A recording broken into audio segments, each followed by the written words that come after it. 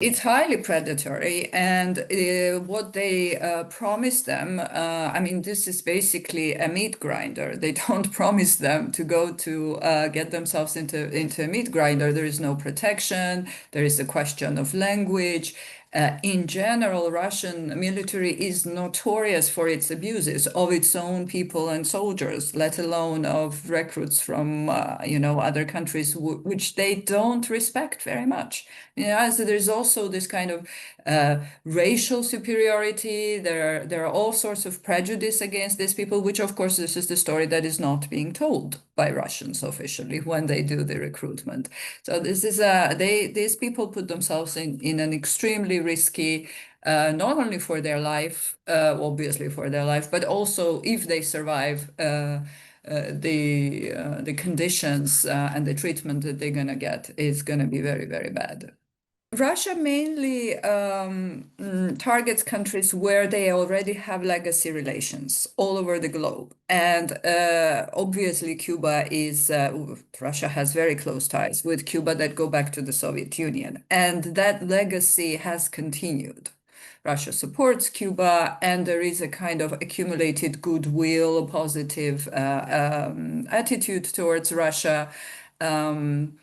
It's a poor country. It's a largely isolated country. So the campaign of recruiting soldiers, it's very hard to verify how many are they. And so I will not be able to say the numbers exactly and whether it is really 20,000 or how many. But even if there are a few hundred, this is definitely build on that legacy relationship. And you see that from other parts of the world where China, there were also comments from Ukrainians that there are Chinese fighting. That's clearly a very close relationship between Russia and China, alignment, I would say.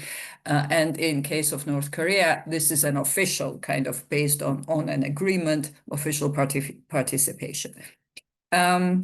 So we have to make distinction between what North Koreans do as part of the official support and this sort of private recruitment where people go for money or, this is not necessarily Cuba fighting on the side of Russia the way North Korea is. I think that distinction is important. But in all instances, this is taking advantage of legacy relationship and Russia sort of selling its side of the story to a big part of the world, particularly in the global south, quite successfully. In Latin America, Russian propaganda is extremely effective and widespread.